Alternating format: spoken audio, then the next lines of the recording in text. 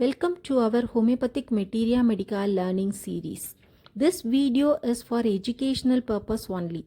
If you experience similar symptom, please consult a qualified homeopathic physician for a proper treatment. Let us understand Bryonia alba. Bryonia alba is prepared from the plant white bryony, commonly known as wild herb, family Cucurbitaceae and kingdom plant.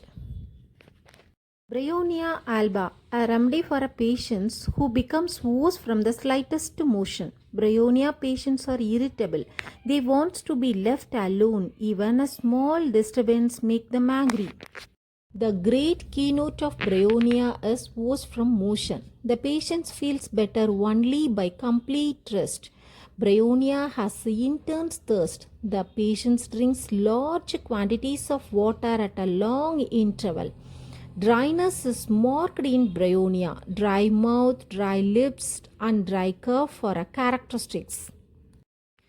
Bryonia is useful in dry, painful cough with stitching pain in chest. Pain improves by pressure and rest. Bryonia headache is severe and bursting. The pain becomes worse from slightest motion. Bryonia is an important remedy for joint pain.